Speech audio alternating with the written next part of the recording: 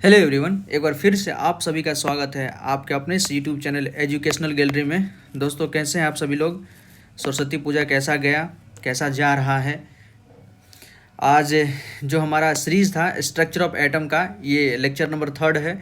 इससे पहले हमने 2 लेक्चर में उसका बेसिक्स जो भी है, जो सब एटॉमिक पार्टिकल्स है, उसका डिस्कवरी कैसे हुआ, कौन कौन सब एटॉमिक पार्टिकल्स है, उसके बारे में हमने बताया था। फिर मॉडल्स, एटम्स का जो भी मॉडल्स था, तीनों models, Rutherford model, J Thomson model, Bohr model, इनके बारे में बताए थे।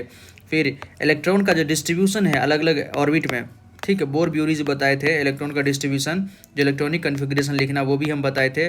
और साथ ही साथ आज लास्ट जो टॉपिक है हमारा इस चैप्टर का, जिसमें हम देखेंगे एटॉमिक मास, देखेंगे मास नंबर, देखेंगे आइसोटोप, आइसोबार और एवरेज एटॉमिक मास। मतलब इस चैप्टर से जब भी न्यूमेरिकल आएगा तो इन सारे पॉइंट्स को आपको जरूर है कि ध्यान रखना पड़ेगा अच्छे से। यहाँ से ही क्वेश्चन आता है। आपको J Thomson model of atom के बारे में थ्योरेटिकल पूछ सकते हैं, डिस्कवरी ऑफ इलेक्ट्रॉन वगैरह नहीं पूछा जाता है, लेकिन यहाँ से 100% क्वेश्चन आएगा।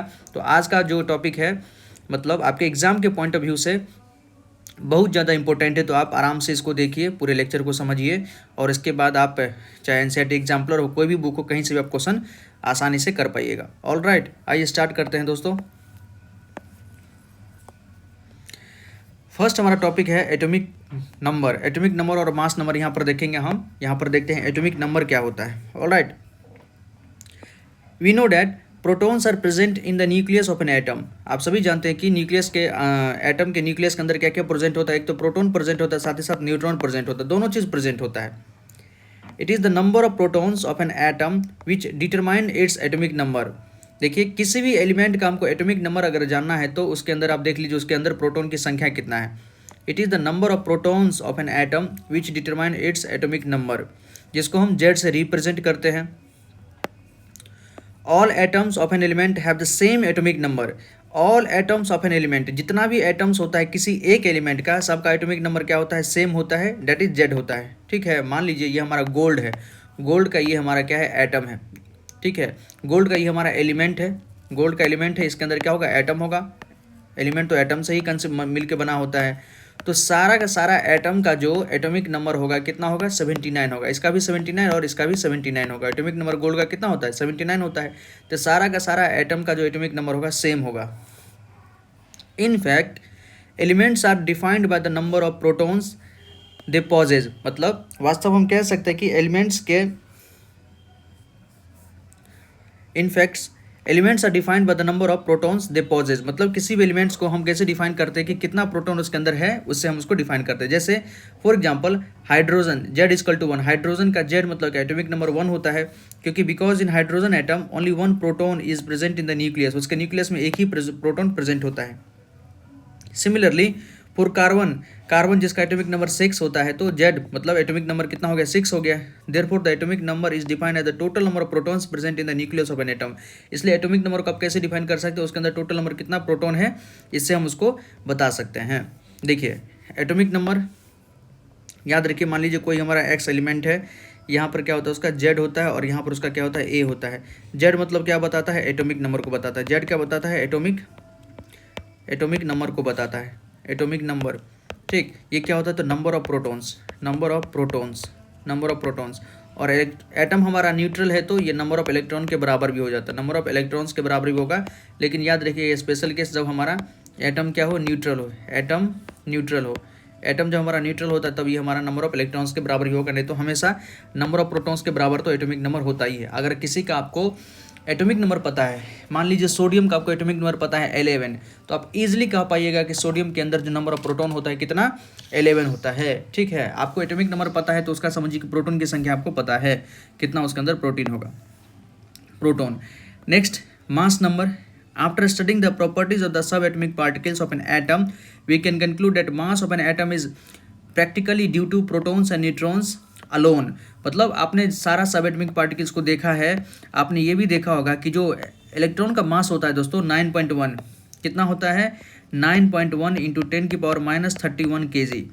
और ये मास इतना कंसिडर, मतलब बहुत वेरी वेरी लो मास है, वेरी वेरी लो मास है। इसके मास को हम कंसिडर नहीं करते हैं। एक तो आप तो यही जान लीजिए कि इसका मास इतना कम है कि मास नंबर में या एटॉमिक मास में हम इलेक्ट्रॉन के मास को कंसिडर नहीं करते हैं। दूसरा होता है कि कोई भी चार्ज पार्टिकल जैसे इलेक्ट्रॉन है, चार्ज पार्टिकल है, अगर सर्कुलर ऑर्बिट में मूव कर रहा होता है तो इसका मास जो है वेराई करता है। मास जो वेराई करता है दोस्तों, इसलिए इसका मास जो है फिक्स नहीं होता है, इसलिए इसके मास को हम मास नंबर में मतलब कंसिडर नहीं करते हैं। तो आप तो ये ध्यान रखिए कि इलेक्ट्रॉन का मास बहुत कम है, इसलिए इसके मास को हम कंसिडर नहीं करते हैं। तो मास में हम किसको यूज़ करते हैं? यूजुअली जो न्यूक्लियस के अंदर होता है, प्रोटॉन और न्यूट्रॉन को। These are present in the nucleus of an atom, hence protons and neutrons are also called nucleons। ये अंडरलाइन कर लीजिए, प्रोटॉन और न्यूट्रॉन को हम न्यूक्लियंस भी कहते हैं। hence proton and neutrons are also called nucleons. Nucleons मतलब जो न्यूट्रॉन के अंदर होता है उसको हम न्यूक्लियंस कहते हैं, simple. Therefore the mass of an atom reside in its nucleus। कभी कोई पूछ ले कि एटम का मास कहाँ होता है तो उसके न्यूक्लियस के अंदर ही होता है, और प्रोटॉन प्लस न्यूट्रॉन का संख्या को ही हम उसका मास कहते हैं। For example, mass of carbon is 12U। Carbon का मास जो आप 12U देखते हैं, इसका मतलब क्या है? बिकॉज इट हैज 6 प्रोटॉन, उसके पास 6 प्रोटॉन होता है और 6 न्यूट्रॉन होता है। 6 प्रोटॉन होता है, 6 न्यूट्रॉन होता है, 6U + 6U। जो देखिए, प्रोटॉन का मास और न्यूट्रॉन का मास दोनों कंपैरेटिवली मतलब इक्वल होता है। न्यूट्रॉन का मास हल्का ज़्यादा होता है तो उस मास को हम कंसिडर नहीं करते, हम दोनों को बराबर मान के चलते हैं, और वो कितना हो जाता है? 6 + 6 12U हो जाता है। Similarly the mass of aluminium is 27U। Aluminium देखिए, मान लीजिए हमारा एल्यूमिनियम मेटल है, इसका एटॉमिक नंबर होता है 13 और मास नंबर होता है 27। अगर इलेक्ट्रॉन, प्रोटॉन और न्यूट्रॉन की संख्या देखें तो प्रोटॉन कितना हो जाएगा? जितना एटॉमिक नंबर है 13, एटम हमारा न्यूट्रल है तो इलेक्ट्रॉन भी कितना हो जाएगा? 13 हो जाएगा। और न्यूट्रॉन की संख्या क्या होता है? 27 में से 13 को घटा दीजिए, कितना हो जाएगा? 14। ठीक है, तो 13 + 14, यही 13 और 14 मिलकर 27 हो जाता है। Defined as the aluminium 27U, 13 proton और 14 न्यूट्रॉन होता है। The mass number is defined as the sum of the, mass number का डेफिनेशन आप यहाँ से राइट कर सकते हैं। The mass number is defined as the sum of the total number of protons and neutrons present in the nucleus of an atom. मतलब total number proton और total number of neutron कितना, उसका जो सम होगा उसी को हम उसका मास नंबर कहेंगे। नंबर याद रखिएगा, एटॉमिक मास ने mass number. It is denoted by A. Mass number को हम किससे रिप्रेजेंट करते हैं? ए से। ये मास नंबर, इसको हम ए से डिनोट करते हैं। ऑलराइट, जैसे हम एटॉमिक नंबर को जेड से डिनोट करते हैं, इसको हम ए से डिनोट करते थे। In the notation for an atom the atomic number, mass number and symbol of the element as written. देखिए यहाँ पर एटॉमिक नंबर, मास नंबर, उसका सिंबल हमको दिया हुआ है, इसको अच्छे से आप देख लीजिए। इसको देखिए दोस्तों, यहाँ पर ये मास नंबर है, सिंबल ऑफ एलिमेंट है और एटॉमिक नंबर है। देखिए ये हमारा क्या हो गया? एक एलिमेंट हो गया, एक्स कोई एलिमेंट है, इसका मास नंबर ऊपर हो गया। मास नंबर को हम ए से डिपेंड करते हैं और एटॉमिक नंबर को हम जेड से डिनोट करते हैं। तो ऐसे ही इसको हम दिखाते हैं। ऑलराइट, आप समझ लिए। ऊपर वाले को हम क्या कहते हैं? इसको हम कहते हैं मास नंबर, इसको हम कहते हैं मास नंबर कहते हैं, और इसको हम क्या कहते हैं? एटॉमिक नंबर कहते हैं। नीचे वाले को एटॉमिक, इसी प्रकार से रिप्रेजेंट करता है। एक्स क्या हमारा मतलब सिंबल ऑफ एलिमेंट है, सिंबल ऑफ एलिमेंट यहाँ पर लिखा हुआ है। फॉर एग्जाम्पल नाइट्रोजन इज, जैसे नाइट्रोजन को कैसे राइट करते हैं तो N14 714 लिखते हैं। जैसे हमको सोडियम का लिखना है तो सोडियम का मास एटॉमिक नंबर कितना होता है? 11 और मास नंबर कितना होता है? 23। ठीक है, ऐसे लिख सकते हैं। एल्यूमिनियम का लिखना है तो Al लिख दीजिए, एल्यूमिनियम का एटॉमिक नंबर कितना? 13 और मास नंबर कितना? 27 होता है। कैल्शियम का लिखना है तो कैल्शियम का एटॉमिक नंबर कितना? 20 और मास नंबर कितना होता है? 40 होता है। तो ऐसे आप लिख सकते हैं। अब आइए एक आध क्वेश्चन कर लेते हैं। देखिए क्वेश्चन है, if number of electrons in an atom is 8 and number of proton is also 8। मतलब किसी एटम के अंदर प्रोटॉन की संख्या कितना है? 8 है, और इलेक्ट्रॉन की संख्या भी 8 है। Then what is the atomic number of the atom? तो एटॉमिक नंबर क्या होगा? दूसरा, what is the charge on the atom? Atom के अंदर पर चार्ज क्या भी, ये भी आपको बताना है। सेकेंड है, with the help of table 4.1 find out the mass number of oxygen and sulphur atom. जो टेबल 4.1 दिया है, आइए 4.1 टेबल देख लेते हैं। ये हमारा टेबल 4.1 दिया है, इसमें हमको ऑक्सीजन का मास नंबर और हमको सल्फर का मास नंबर पूछ रहा है। तो आइए दोनों को अच्छे से देख लेते हैं, इजीली देख पाते हैं दोस्तों। आपको हम इस क्वेश्चन को पहले यहाँ से हम क्या करते हैं, इस क्वेश्चन को यहाँ से कट कर लेते हैं और फ्रेश पेज में इसको हम पेस्ट करेंगे, फिर आपको हम अच्छे से बता देते हैं।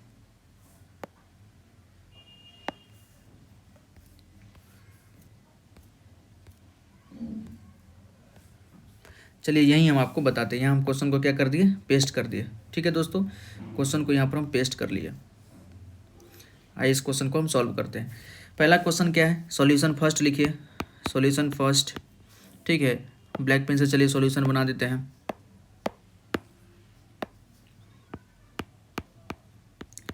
हमको क्या कह रहा है? नंबर ऑफ इलेक्ट्रॉन्स 8 है, लिख दीजिए। नंबर ऑफ इलेक्ट्रॉन्स कितना है? 8 है, और नंबर ऑफ प्रोटॉन भी कितना है 8 है। ठीक है, हमसे पूछा है in an atom what is the atomic number of the atom. Atomic number क्या होता है, तो आप जानते हैं एटॉमिक नंबर क्या होता है दोस्तों।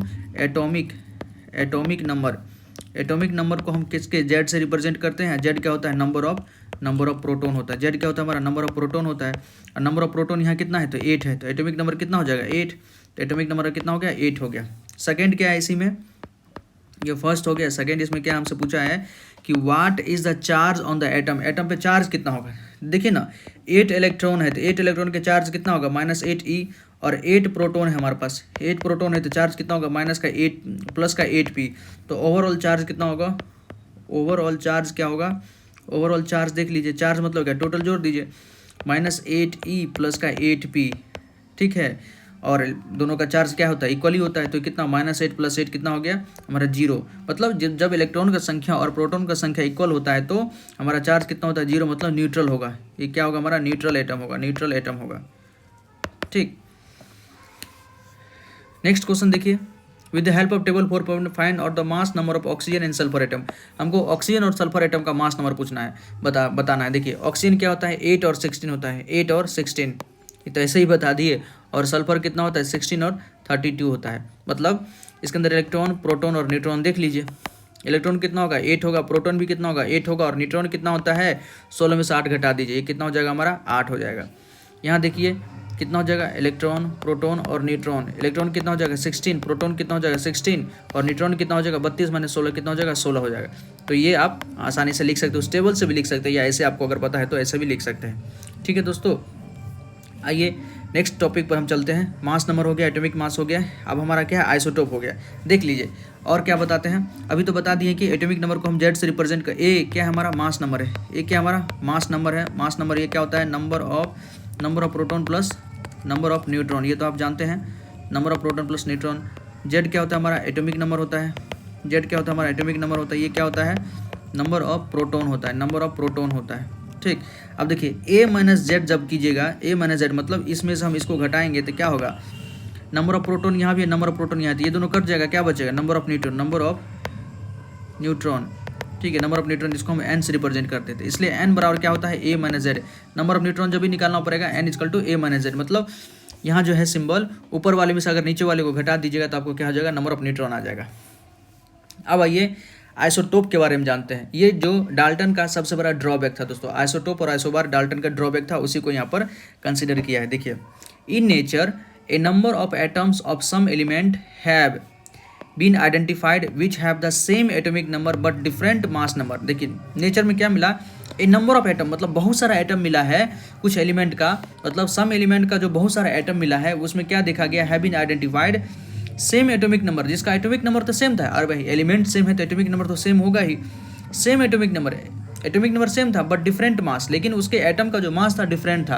कहने का मतलब जैसे मान लीजिए हम गोल्ड का ऐसे ही एग्जांपल दे रहे हैं, गोल्ड का इसके अंदर बहुत सारा एटम होगा, गोल्ड का एलिमेंट बहुत सारा एटम होगा, तो सबका एटॉमिक नंबर तो सेम था, एटॉमिक नंबर जो है ये सेम था, एटॉमिक नंबर जेड क्या है सेम है, जेड हमारा सेम है, लेकिन इसका और इसका जो मास है, मास क्या डिफरेंट है, मास क्या है दोस्तों डिफरेंट है। मतलब एटॉमिक नंबर सेम, मास भी सेम होना चाहिए, डाल्टन ऐसा बोले थे, लेकिन इसका मास जो है डिफरेंट है, different mass number. For example take the case of hydrogen atom. जैसे हाइड्रोजन एटम के बारे में देखिएगा, it has 3 atomic species, namely इसके पास 3 एटॉमिक स्पीसीज होता है। कौन कौन, प्रोटियम, अंडरलाइन कर लीजिए, प्रोटियम, ड्यूटेरियम और ट्राइटियम, इसके पास 3 एटॉमिक स्पीसीज होता है, प्रोटियम, ड्यूटेरियम और ट्राइटियम, जिसको हम क्या रिप्रेजेंट करते हैं दोस्तों H11, H12 और H13, ऐसे इसको हम रिप्रेजेंट करते हैं। ठीक है, इसको हम फ्रेश पेज पे आपको हम बताते हैं, इसको हम फ्रेश पेज पे बताते हैं दोस्तों।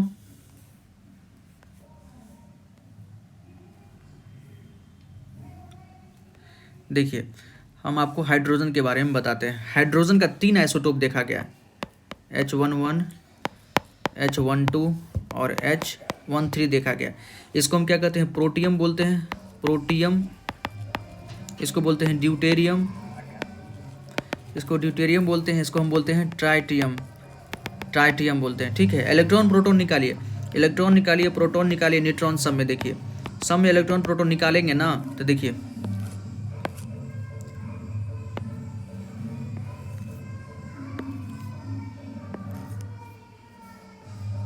इलेक्ट्रॉन, प्रोटॉन, न्यूट्रॉन हम दोस्तों सबका आपको निकाल के बता देते हैं।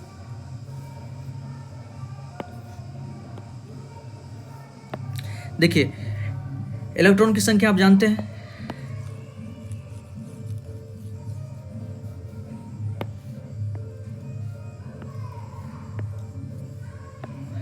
ये इलेक्ट्रॉन,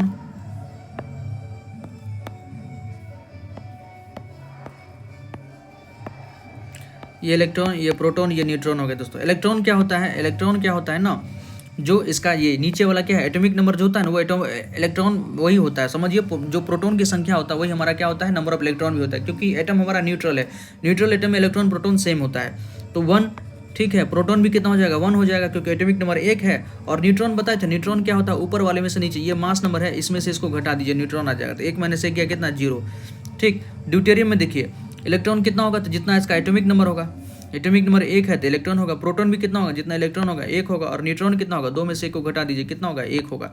यहाँ देखिए इलेक्ट्रॉन की संख्या कितना होगा, 1 होगा, प्रोटॉन की संख्या कितना होगा, 1 होगा, न्यूट्रॉन की संख्या कितना होगा, 3 - से कितना होगा, 2 हो गया। यहाँ आप क्या देख रहे हैं, सब में इलेक्ट्रॉन की संख्या, सब में इलेक्ट्रॉन की संख्या सेम है, इलेक्ट्रॉन की संख्या सेम है, इलेक्ट्रॉन की संख्या सेम है, ठीक है। इसी को कहते हैं आइसोटोप, मतलब एटॉमिक नंबर सेम हो।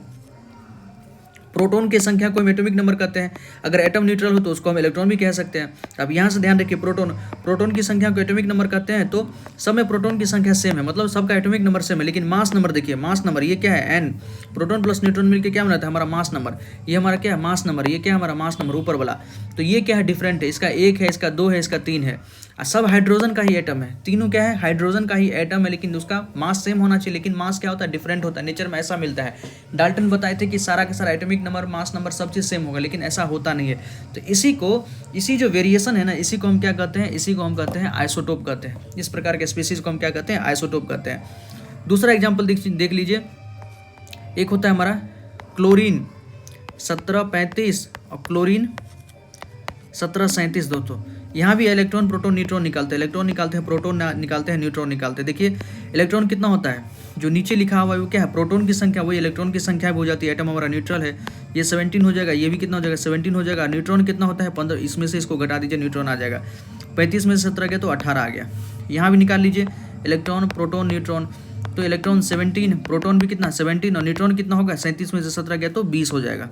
अब देखिए क्या दिख रहा है यहाँ से आपको, यहाँ 17, यहाँ भी 17, मतलब इलेक्ट्रॉन प्रोटॉन की संख्या दोनों जगह सेम है, इलेक्ट्रॉन यहाँ भी सेम है, यहाँ भी इलेक्ट्रॉन सेम है, मतलब प्रोटॉन की संख्या सेम है, लेकिन मास नंबर क्या है, डिफरेंट है, मास नंबर क्या है, डिफरेंट है, जबकि दोनों क्लोरीन का ही एटम है।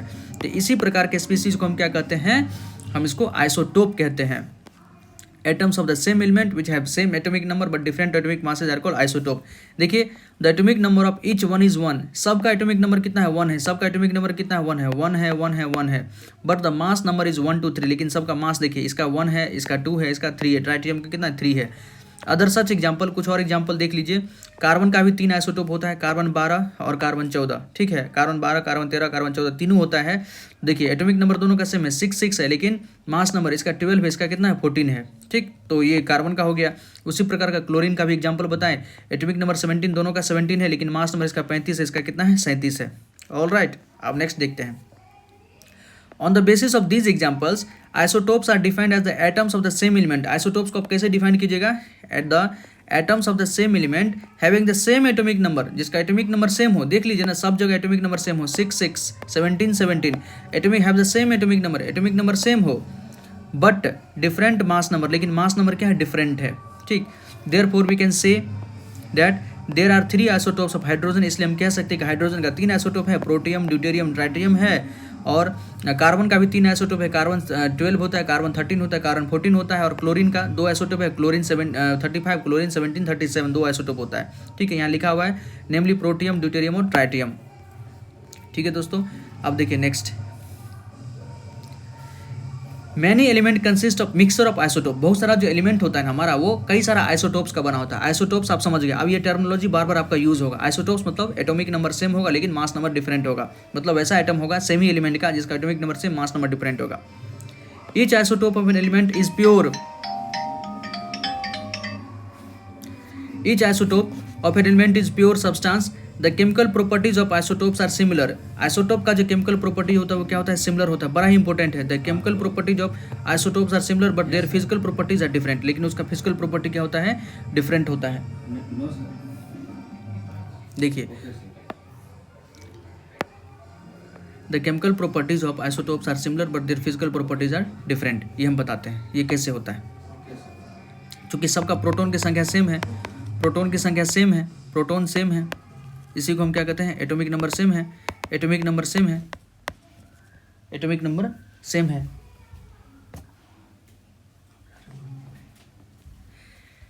प्रोटॉन की संख्या सेम है, एटॉमिक नंबर क्या है, सेम है, ठीक है। तो एटॉमिक नंबर सेम है मतलब एलिमेंट सेम है, इसको हम क्या कर सकते हैं, एलिमेंट सेम है तो क्या होगा, केमिकल प्रॉपर्टी सेम होगा। लेकिन फिजिकल प्रॉपर्टी देखिए, मास नंबर जो है ना, मास नंबर आप जानते हैं क्या होता है, जैसे mass number proton plus neutron की संख्या होता है। मास आप जानते हैं, डेंसिटी क्या होता है, डेंसिटी बराबर मास अपन वॉल्यूम।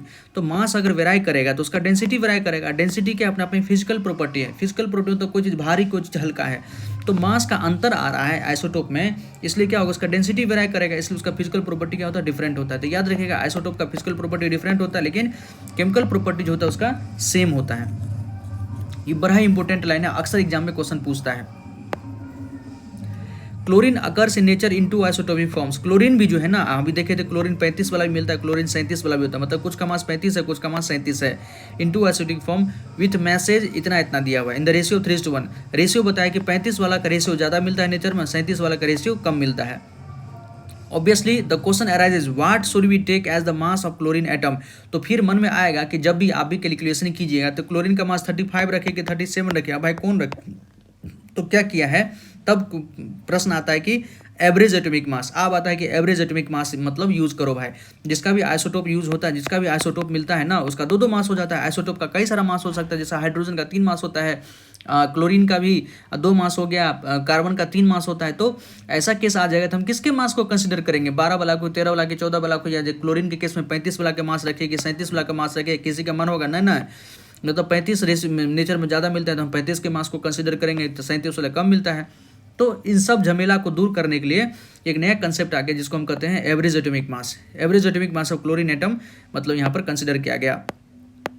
अब देखिए एवरेज एटॉमिक मास क्या कैसे निकलता है, तो इसका फॉर्मूला होता है m1x1 plus m2x2 upon x1 plus x2। यहाँ क्या है, ये है mass of isotope first, mass of isotope first मतलब पहला आइसोटोप होगा, ये m2 क्या होगा, मास ऑफ आइसोटोप सेकंड, और x1 क्या है, परसेंटेज, नेचर में कितना मिल रहा है वो, ठीक है, नेचर में कितना मिल रहा है वो हम लिखते हैं। तो जैसे मान लीजिए क्लोरीन का मास 35 है एक का, और नेचर मिल रहा है 3:1 का रेशियो, मतलब 3/4 लिखिएगा इसको 100, तो 25 से 75 मतलब 35 वाला कितना मिलता है, 75%। 35 वाला का कंसंट्रेशन नेचर में कितना है, 75% है, और जो 37 वाला उसका कंसंट्रेशन कितना है, 25% है। तो वही किए हैं, 35 को 75 से मल्टीप्लाई कर दिया गया और 37 को 25 से मल्टीप्लाई कर दिया दोस्तों, ठीक। ये 75/100 मतलब 3/4 को करने के लिए, और नीचे में क्या हो गया, x1 प्लस x2 दोनों मिला के कितना होता है 100, तो ये 100 से 100 कट जाएगा, इसलिए वो 100 को हटा ही दिया गया है, ठीक है। कैलकुलेशन मतलब शॉर्ट कैलकुलेशन कर दिया एनसीईआरटी, आपको हम यहाँ पर अच्छे से बता रहे हैं। तो वहाँ से अगर कैलकुलेट कीजिएगा तो ये 105/4, ये 37/4 कर कुरा के कितना आ जाएगा 35.5, मतलब एवरेज एटॉमिक मास कितना आ जाता है क्लोरीन का 35.5। इसलिए जब भी हमको मोल कंसेप्ट हो गया या कहीं भी क्लोरीन का मास को हमको यूज़ करना पड़ता है दोस्तों, हम 35.5 यूज़ करते हैं, ठीक है, इसको ध्यान रखिएगा, 35.5 यूज़ करते हैं। अब देखिए the mass of an atom of any neutral element is taken as the average atomic mass, मतलब किसी भी एटम का, न्यूट्रल एटम का जो हम मास यूज़ करते हैं वो क्या करता है, एवरेज मास हम यूज़ करते हैं of all the naturally occurring element of the मतलब एटम ऑफ द एलिमेंट। जितना भी एलिमेंट अभी तक देखा गया नेचर में, डिस्कवर किया गया, उसका जो आप मास देखते हैं ना, वो उसका क्या होता है, एवरेज मास होता है। ऐसा नहीं कि मास नंबर नहीं होता, उसका एवरेज मास नंबर तो पढ़ने के लिए है, लेकिन जैसे हम चीज़ें आगे देखते हैं कम्प्लेक्स होते जाता है तो हम उसको एवरेज मास यूज़ करते हैं। If an element has no isotope, अगर उसका आइसोटोप नहीं है, then the mass of its atom would be the same as the mass of the number of proton and neutron. अगर किसी का कोई आइसोटोप नेचर में नहीं मिलता है, if an element has no isotope then the mass of its atom would be the same as that of the number of proton and neutron in it। तब उसके अंदर जितना प्रोटॉन और न्यूट्रॉन की संख्या है बस उसी को कंसीडर कर लीजिए, वही उसका मास नंबर हो जाएगा, मास हो जाएगा। But if an element occur in isotopic form, लेकिन कोई एलिमेंट अगर आइसोटोपिक फॉर्म में मिलता है, then we have to know the percentage of each isotope, तब हमको पता करना पड़ेगा कि प्रत्येक आइसोटोप का परसेंटेज नेचर में कितना है form, and then the average mass is calculated, तब जाकर उसका एवरेज मास कैलकुलेट किया जाता है। बड़ा ही इंपॉर्टेंट क्वेश्चन लास्ट ईयर जो है 2024 में दोस्तों, हम IIT JAM का एक एग्जाम होता है IIT JAM, ठीक है, MSc के लिए, मतलब IIT कॉलेज अगर MSc करना चाहते हैं आप तो ये एग्जाम देना पड़ता, उसमें यहाँ से एक क्वेश्चन पूछा गया था। यहीं से क्लास 9th के कंसेप्ट से क्वेश्चन पूछा गया था, ठीक है। This does not mean that any of one atom of chlorine has a fractional mass of 35। इसका मतलब ये नहीं कि क्लोरीन के किसी एक एटम का मास 35.5 यू। ये जो क्लोरीन का मास आप 35.5 देखते हैं हम लोग जो यूज़ करते हैं, इसका मतलब ये नहीं कि क्लोरीन का एक एटम का मास 35.5 है, ये एवरेज एटॉमिक मास है। It means that if you take a certain amount of chlorine, it will contain both isotope of chlorine and the average mass is 35.5। मतलब क्लोरीन का अगर कुछ एटम लेंगे ना तो ऑब्वियसली बात है 35 वाला भी आएगा, 37 वाला भी हमारे हाथ में आएगा। तो उसका अगर एवरेज मास हम निकालेंगे, ओवरऑल अगर उसका मास निकालेंगे तो हमारे पास कितना आएगा, 35.5 मास आएगा। जैसे आप कभी अपना वेट मापने के लिए जाते हैं दोस्तों, वेट मेजर करने के लिए जाते हैं तो कन्फ्यूजन रहता है ना। आप मान लीजिए 50 kg आ जाते हैं, लेकिन फिर भी मन में आता होगा यार हम खाना खा के आए हैं, बहुत ज़्यादा ही खा लिए हैं, तो हो सकता है आधा kg खाए हैं कि 1 kg खाए हैं तो हमारा वेट 49 होना चाहिए। या कभी भूखे पेट ही चल जाते होंगे तो कहेंगे यार हम खाना ही नहीं खाएं, तो मतलब एक्यूरेट तो कोई चीज़ होता ही नहीं है, एक्यूरेसी तो है ही नहीं कहीं। तो हम क्या ले लेते हैं एवरेज, चलो 50 है तो मतलब सारा 49 रख लो तुम, सारे 49 तुम्हारा होगा क्योंकि कपड़ा भी तो पहना था तुम। तो वही है, इसका मतलब ये नहीं कि 35.5 उसका एक एटम का मास है, नहीं नहीं। अब हम बहुत सारे आइटम जब हाथ में लेंगे ना तब एवरेज उसका हम यूज़ कर लेते हैं, ठीक है। एवरेज से ही काम चलता है। आप देखिएगा ना जीवन में हम सबको एवरेज ही रहना पड़ता है। आप जो चाहिएगा कि हम एक्सट्रीम हमको कुछ मिल जाए तो वो भी नहीं मिलेगा। आप जो चाहिएगा कि मतलब हम एकदम निचले पायदान पर हैं, वो भी नहीं हो सकता है। तो मतलब समाज आपको निष्कासित कर देगा। और एक्सट्रीम पे पहुंचना चाहिएगा तो उसके लिए बहुत मेहनत लगता है, और एक्सट्रीम पे जाइएगा तो अकेले रह जाइएगा। इसलिए हमको एवरेज मतलब बीच में रहना चाहिए दोस्तों, ना इधर पीक पे जाना चाहिए ना इधर पीक पे जाना चाहिए, मतलब कहीं बीच में हमको पेंडुलम की तरह डोलते रहना चाहिए, वो ठीक बात है। इसी को मिडिल पाथ भी कहते हैं। भगवान बुद्ध भी इसी के बारे में बोले हैं कि आप बीच के रास्ते पे चलिए, ना पूरी तरफ से इधर ना पूरी तरफ से इधर, ठीक है। कट्टरता वाली बात नहीं होनी चाहिए। सेम कुछ यहाँ भी कह सकते हैं, वही लॉजिकल है। अब है कि आइसोटोप का एप्लीकेशन क्या है। Since the chemical properties of all the isotope element are the same. अब हम क्या बताए थे कि केमिकल प्रॉपर्टी जो होता है आइसोटोप का वो क्या होता है, सेम होता है। Normally we are not considered about the taking in mixer, मतलब मिक्सर का बात हम नहीं कर रहे हैं। But some isotope have special properties, लेकिन कुछ आइसोटोप का कुछ प्रॉपर्टी स्पेशल तो होते हैं। मतलब सारे आइसोटोप का केमिकल प्रॉपर्टी तो सेम होगा, लेकिन जितना भी आइसोटोप हम लोग जानते हैं उसमें कुछ कुछ स्पेशल प्रॉपर्टी मतलब देखा गया कि उसका कुछ यूज़ कर सकते हैं। Which find them useful in various field, हमारे कई सारे फील्ड में वो यूज़ करता है। जैसे कुछ एग्जाम्पल है, some of them are an isotope of uranium is used as a fuel in nuclear reactor. मतलब एक आइसोटोप है यूरेनियम का, देखिए an isotope of uranium is used as a fuel in nuclear reactor. मतलब nuclear reactor में आप जानते हैं कि हम जो भी हमारा रेडियोएक्टिव एलिमेंट होता है, जैसे यूरेनियम हो गया, ये क्या होता है हमारा यूरेनियम 92 237 235 वाला, इसका यूज़ हम क्या करते हैं न्यूक्लियर रिएक्टर में, मतलब एनर्जी जनरेट करने के लिए हम इसका यूज़ करते हैं, ये याद रखिएगा। एन आइसोटोप फिर देखिए an isotope of cobalt is used in the treatment of cancer. मतलब कोबाल्ट 60 CO60 जो होता है कोबाल्ट 60 जिसका मास होता है दोस्तों, उसका यूज़ कहाँ करते हैं हम, कैंसर को ट्रीट करने में करते हैं। फिर देखिए an isotope of iodine is used in the treatment of goitre, iodine 131 जो होता है दोस्तों, इसका हम कहाँ यूज़ करते हैं, तो ग्वाइटर जानते हैं ना, ग्वाइटर थायराइड ग्लैंड का एक समस्या है, ठीक है। तो ग्वाइटर को ट्रीट करने के लिए हम क्या यूज़ करते हैं, आयोडीन 131। इसी प्रकार से और भी कई सारा आइसोटोप है जिसका बहुत सारा एप्लीकेशन है। आइसोटोप हो गया। अब दूसरा कंसेप्ट आता है आइसोबार दोस्तों, ये भी इंपॉर्टेंट है। आइसोबार देखिए आइसोबार क्या होता है। Let us consider two element, calcium atomic number 20 and argon atomic number 18। मतलब दो एलिमेंट को यहाँ पर कंसिडर करना है। एक तो कैल्शियम को ध्यान रखिए जिसका एटॉमिक नंबर 20 होता है, आर्गन का एटॉमिक नंबर कितना होता है, 18 होता है। The number of proton in these atom is different. Obviously बात है एटॉमिक नंबर डिफरेंट है तो प्रोटोन की संख्या भी डिफरेंट होगा। But the mass number of both these element is 40। दोनों का मास नंबर कितना होता है, 40 होता है, ठीक है। दोनों का मास नंबर 40 होता है तो सेम क्या हो गया, उसका मास नंबर सेम हो गया। This is the total number of the nucleons in the same. मतलब उसके अंदर जो टोटल न्यूक्लियॉन्स मतलब प्रोटॉन प्लस न्यूट्रॉन की संख्या दोनों के अंदर सम सेम है, same in both the atoms of this pair of element. Atoms of different element, इसी का डेफिनेशन दे दिया है कि आइसोबार क्या होता है, atoms of different element with different atomic number which have the same mass number and are known as isobar. जिसका mass number क्या है सेम, उसको हम क्या कहते हैं, आइसोबार। आइए इसका एग्जाम्पल को हम अच्छे से आपको यहाँ पर बता देते हैं। आइसोबार का एग्जाम्पल देखिए दोस्तों, एक मिनट, हाँ आइसोबार का एग्जाम्पल हम आपको बता देते हैं। देखिए 3 एग्जाम्पल आइसोबार के, यहाँ तो 2 ही दिया है, हम तीनों आपको बता देते हैं। एक तो याद रखिए आप, आर्गन 1840, पोटेशियम 1940 और कैल्शियम 2040, ठीक। यहाँ पर सब में इलेक्ट्रॉन प्रोटॉन न्यूट्रॉन निकाल लीजिए, इलेक्ट्रॉन निकालिए, प्रोटॉन निकालिए, न्यूट्रॉन निकालिए। तो इलेक्ट्रॉन कितना होता है दोस्तों, जितना नंबर ऑफ प्रोटॉन होता है जितना उसका एटॉमिक नंबर होता है, ये क्या है, इलेक्ट्रॉन का ही संख्या कह सकते हैं। ये 18 हो जाएगा, और इलेक्ट्रॉन प्रोटॉन तो सेम होता है, ये भी 18 हो गया। न्यूट्रॉन बता दिए, 40 में से 18 को घटा दीजिए, ऊपर वाले में से नीचे को घटा दीजिए तो क्या होगा हमारा न्यूट्रॉन, 40 में से 18 का कितना 22। ठीक, यहाँ भी निकाल लीजिए, ये कितना होगा 19 होगा, ये भी कितना होगा 19 होगा, और ये कितना हो जाएगा 21 हो जाएगा। ठीक है, 40 में से 19 गया तो 21, ये कितना होगा 20 होगा, ये भी कितना होगा 20 होगा, ये कितना होगा 20 हो जाएगा। इतना करने की जरूरत नहीं थी। देखिए सबको देखिए ना, यहाँ 18 है, यहाँ 19 है, यहाँ 20 है, क्या है एटॉमिक नंबर। नीचे वाले को क्या कहते हैं एटॉमिक नंबर। एटॉमिक नंबर क्या है डिफरेंट है। एटॉमिक नंबर क्या है दोस्तों डिफरेंट है। एटॉमिक नंबर क्या है, एटॉमिक नंबर क्या है डिफरेंट है। डिफरेंट है कैसे, तो किसी का 18 है, किसी का 19 है, किसी का कितना है 20 है। लेकिन मास नंबर देखिए सबका, मास नंबर क्या होता है, ऊपर वाला मास नंबर क्या होता है सेम है। मास नंबर दोस्तों क्या है, मास नंबर सेम है, सबका कितना है 40 है। तो इस प्रकार के इस स्पीसीज को हम क्या कहते हैं आइसोबार कहते हैं। इसी को हम क्या कहते हैं आइसोबार। आप हायर क्लास में जाइएगा, आपको पढ़ना पड़ेगा आइसोटोन पढ़ना पड़ेगा। आइसोटोन मतलब नंबर ऑफ न्यूट्रॉन सेम होता है। आइसो इलेक्ट्रॉनिक पढ़ना पड़ेगा, इलेक्ट्रॉन की संख्या सेम होती है, आइसो इलेक्ट्रॉनिक उसको कहते हैं। आइसो डायमेट्रिक पढ़ना पड़ेगा, बहुत सारा है स्पीसीज होता है, मतलब N-P भी सेम होता है, उसको हम अलग अलग पढ़ते हैं। लेकिन हमको आइसोटोप आइसोबार यहाँ पर हमको कंसिडर करना है, बस इतना ही ध्यान रखिएगा। ठीक है, तो ये क्या है देखिए एटम्स ऑफ डिफरेंट एलिमेंट, ये अलग अलग एलिमेंट है ना। आइसोटोप क्या था, आइसोटोप था एटम्स ऑफ सेम एलिमेंट, जिसका एटॉमिक नंबर सेम था, मास नंबर डिफरेंट था।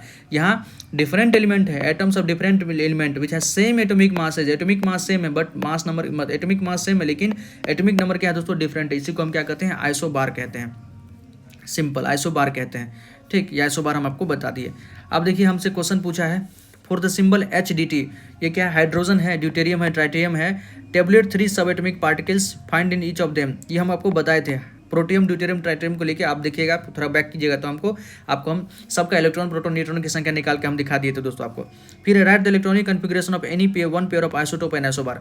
मतलब किसी एक पेयर, एक तो आइसोटोप ले लीजिए, एक आइसोबार लीजिए, उसका हमका क्या करना है इलेक्ट्रॉनिक कॉन्फ़िगरेशन लिखना है। तो चलिए आइसोटोप लेते हैं दोस्तों, हम आइसोटोप का इलेक्ट्रॉनिक कॉन्फ़िगरेशन लिखते हैं। आइसोटोप इलेक्ट्रॉनिक कॉन्फ़िगरेशन, आइसोटोप का इलेक्ट्रॉनिक कॉन्फ़िगरेशन लिखते हैं। ठीक है, देखिए आइसोटोप का एग्जांपल आपको याद होना चाहिए। हाइड्रोजन का 3 आइसोटोप होता है, हाइड्रोजन का 3 आइसोटोप होता है, कार्बन का 3 आइसोटोप होता है, ऑक्सीजन का 2 आइसोटोप होता है, उसके बाद कौन हो गया आपको क्लोरीन का 2 आइसोटोप होता है। एटलीस्ट इतना तो आपको याद होना चाहिए। ठीक है, आपके सिलेबस में है। चलिए हम क्लोरीन को ही रखते हैं, क्लोरीन रखते हैं दोस्तों। क्लोरीन कितना होता है, क्लोरीन 1735 होता है, और क्लोरीन कितना होता है हमारा 1737 होता है। दोनों का हमको इलेक्ट्रॉनिक कॉन्फ़िगरेशन लिखना है। इलेक्ट्रॉनिक कॉन्फ़िगरेशन मतलब क्या होता है, इलेक्ट्रॉन कैसे कैसे अलग अलग ऑर्बिट में अरेंज्ड है। तो इलेक्ट्रॉन कितना होगा, यहाँ पर 17 है, यहाँ भी कितना होगा 17। आप बताइए इलेक्ट्रॉन दोनों में सेम है तो इलेक्ट्रॉनिक कॉन्फ़िगरेशन सेम होगा, इसलिए तो इसका क्या होता है physical property chemical property same होता है आइसोटोप का। तो रख दीजिए ना KLM, यहाँ लिखिए KL और M कितना हो गया 2 8 10 7 17, 2 8 10 7 17। पहला का कैपेसिटी तो 2 ही है दोस्तों, दूसरा का कैपेसिटी 8 होता है, भर दिए, जो बचा उसको लास्ट ऑर्बिट में हम भर दिए, इसलिए 7 है ना, यहाँ पर 7 आउटरमोस्ट ऑर्बिट में 7 है ना, 7 इलेक्ट्रॉन है। तो ये क्या चाहेगा, एक इलेक्ट्रॉन क्या करेगा गेन करना चाहेगा, एक इलेक्ट्रॉन गेन करना चाहेगा दोस्तों, तब कितना हो जाएगा 8 इलेक्ट्रॉन हो जाएगा, मतलब ऑक्टेट कंप्लीट हो जाएगा। इसका वैलेंसी कितना हो गया, वैलेंसी हो जाएगा 1। Number of electron gain share और लूज, मतलब कितना इलेक्ट्रॉन को वो गेन कर रहा है या शेयर कर रहा है या लूज कर रहा है, उसी को हम क्या कहते हैं उसका वैलेंसी कहते हैं। तो आइसोटोप का लिख दिए दोस्तों। अब हम क्या करना है आइसोबार लिखना है। आइसोबार तो अभी तक आप एक ही एग्जाम्पल पढ़े हैं। तो चलिए हम क्या देखे थे, आर्गन, पोटेशियम और कैल्शियम देखे थे। आर्गन क्या होता है 18 40 होता है, पोटेशियम क्या होता है 19 40 होता है, कैल्शियम क्या होता है 20 40 होता है। ठीक, इसको देखिए इलेक्ट्रॉनिक कॉन्फ़िगरेशन लिखना है तो इलेक्ट्रॉन की संख्या को दिखाना होगा। यहाँ कितना है 18 है, यहाँ कितना है 19 है, यहाँ कितना है 20 है। ठीक है, इलेक्ट्रॉन अलग अलग है तो इलेक्ट्रॉनिक कॉन्फ़िगरेशन अलग होगा। कैसे लिखते हैं, K लिखते हैं, L लिखते हैं, M लिखते हैं, KLM लिख दीजिए, सेल KLM से लिख दिए। 18 इलेक्ट्रॉन को आपको भरना है तो पहले में हम 2 ही भर सकते हैं, दूसरे में मैक्सिमम 8 भर सकते हैं, 2 8 10, ये कितना होगा 8 18 हो गया। ठीक, यहाँ भर दीजिए 2 8 10 8 18 1 19, KLMN यहाँ फोर्थ ऑर्बिट में हो जाएगा कितना 1 इलेक्ट्रॉन। देखिए यहाँ पर, यहाँ भी फोर्थ ऑर्बिट में जाएगा 2 8 10 8 18 2 20। वैलेंसी देखिए, वैलेंसी दोस्तों, वैलेंसी आउटरमोस्ट ऑर्बिट में 8 इलेक्ट्रॉन है तो ना ही ये लूज करेगा ना ही गेन करेगा, तो वैलेंसी कितना हो गया 0। ऑब्वियसली बात है, ना ही किसी से ले रहा है ना ही दे रहा है ना ही शेयर कर रहा है, तो वैलेंसी कितना होगा 0। जितना लूज करता है गेन करता है शेयर करता है वही तो उसका वैलेंसी होता है। यहाँ देखिए वैलेंसी आउटरमोस्ट ऑर्बिट में 8 करना चाहेगा तो इसको क्या करेगा, एक किसी को दे देगा, तो लास्ट ऑर्बिट में इसमें 8 हो जाएगा, तो इसका वैलेंसी कितना हो जाएगा, 1 हो जाएगा। यहाँ देखिए इसका अगर वैलेंसी लिखना चाहेंगे तो आउटरमोस्ट ऑर्बिट में 8 करने के लिए इसको 2 इलेक्ट्रॉन किसी को देना पड़ेगा, तो वैलेंसी कितना हो गया, 2 हो गया, सिंपल। तो ये हम आइसोबार का आपको इलेक्ट्रॉनिक कॉन्फ़िगरेशन बता दिया। तो ये क्वेश्चन भी हम आपको कर दिए। इससे हमारा ये पूरा चैप्टर दोस्तों कंप्लीट हो गया है। अब रहा बात हमारा एक्सरसाइज का क्वेश्चन करना है, ठीक है, एक्सरसाइज का क्वेश्चन करना है, तो आप एक्सरसाइज का क्वेश्चन कीजिए, नहीं तो नेक्स्ट वीडियो में हम कल से हम इसके क्वेश्चन को भी अच्छे से सॉल्व करके आपको हम बता देंगे। ऑलराइट दोस्तों, कोई क्वेरी हो तो कमेंट सेक्शन में जरूर पूछिएगा। आपको ये वीडियो कैसा लगा ये भी बताइएगा। चलिए एक बार हम व्हाट वी हैव लर्नड, अभी तक आपने क्या सीखा है, इसको थोड़ा एक बार हम पढ़ देते हैं, ठीक। एक लाइन वन लाइनर है तो इसको पढ़ देते हैं। देखिए ये सारा इंपॉर्टेंट है, आपको याद करना बहुत जरूरी है। देखिए, credit for the discovery of electron and proton goes to J Thomson and Goldstein respectively. ये हम आपको बताए थे द गॉप चेन से याद रखिए। E4 क्या हो गया, इलेक्ट्रॉन, E4 क्या हो गया, इलेक्ट्रॉन, ठीक। E4 इलेक्ट्रॉन क्या हो गया, ये हो गया थॉमसन, जे थॉमसन। P4 क्या हो गया, प्रोटॉन हो गया, P4 क्या हो गया, प्रोटॉन हो गया, और GO से क्या हो गया, गोल्डस्टीन हो गया। चेन से N से क्या होगा, न्यूट्रॉन हो गया, और चेन से क्या हो गया, चैडविक, क्या हो गया, चैडविक। तो ऐसे आप याद रख सकते हैं, ठीक। नेक्स्ट देखिए, J Thomson propose that electrons are embedded in a positive sphere. J Thomson ही बताए थे कि इलेक्ट्रॉन कैसा मतलब कहाँ पर होता है, तो पॉजिटिव स्फीयर, मतलब वाटरमेलन मॉडल था इसका, प्लम पुडिंग मॉडल था, उसमें इन्होंने बताया था कि इलेक्ट्रॉन्स जो है पॉजिटिव स्फीयर के अंदर एम्बेडेड होता है, जो कि एकदम बिल्कुल डिस्कार्डेड, फेंकू मतलब मॉडल था। बाद में इसको यही तो उसका ड्रॉबैक हो गया बहुत बड़ा। रदरफोर्ड बताए थे कि इलेक्ट्रॉन मतलब एटम का बहुत सारा स्पेस तो एम्प्टी होता है, जे थॉमसन बताया कि पॉजिटिव स्फीयर होता है, तो गलत था।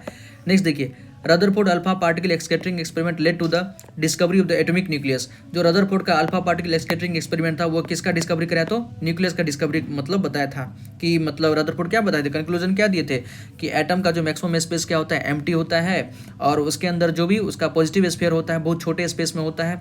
अब उसका साइज देखें तो उस पॉजिटिव स्फीयर को उन्होंने न्यूक्लियस बोला था, उसका साइज कितना होता है, एटम के साइज का 1,00,000 गुना छोटा होता है उसका साइज का न्यूक्लियस होता है। Number of proton, number of electron तो थॉमसन भी बताए थे और रदरफोर्ड भी बताए थे। फिर देखिए, Rutherford model of the atom propose that very tiny part nucleus is present inside the, यही आप बताए थे कि बहुत छोटा जो न्यूक्लियस होता है जो एटम के अंदर होता है, present inside the atom of, and electrons revolve around the nucleus, और इलेक्ट्रॉन जो है न्यूक्लियस के चारों ओर चक्कर लगाता है, लाइक ए प्लेनेटरी मॉडल, जैसा हमारा प्लेनेट सन के चक्कर लगाता है उसी प्रकार से इलेक्ट्रॉन जो है सर्कुलर ऑर्बिट में मूव करता है। The stability of the atom could not explain by this model.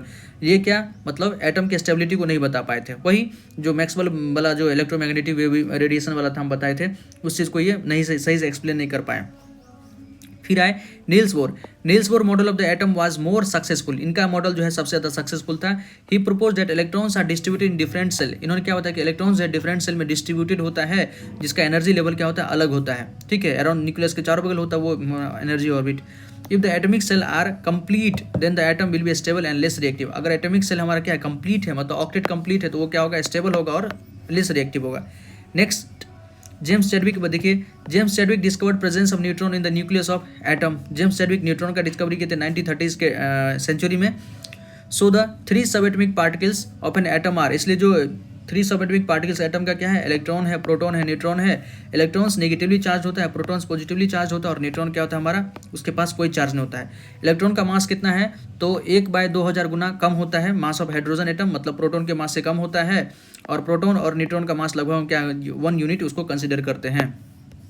Next देखिए, shells of an atom are designed as KLMN। ये क्या बताए थे, बोर बताए थे कि जो सेल होता है ना उसको हम KLMN से हम उसको डिजाइन कर सकते हैं। Shells of an atom are designed as KLMN, so उसको हम बता सकते हैं कि मतलब first shell, L second shell, N मतलब थर्ड और N fourth.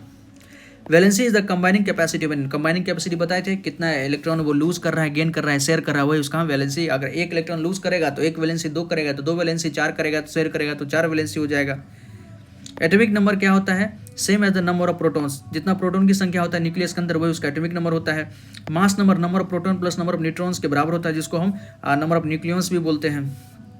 Isotopes are the atoms of the same element which have different mass number.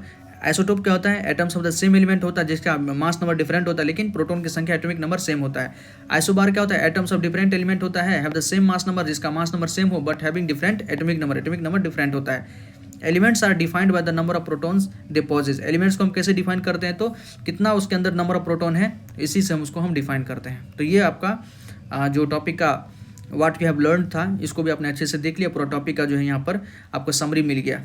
अब दोस्तों इस क्वेश्चन को अच्छे से सॉल्व कीजिए, सारा क्वेश्चन को सॉल्व कीजिए। नेक्स्ट वीडियो में हम इसको क्वेश्चन को सॉल्व करके भी बता देंगे और फिर हमारा ये चैप्टर अच्छे से कंप्लीट हो जाएगा। कोई क्वेरी हो तो कमेंट सेक्शन में बताइएगा। धन्यवाद दोस्तों, जय हिंद।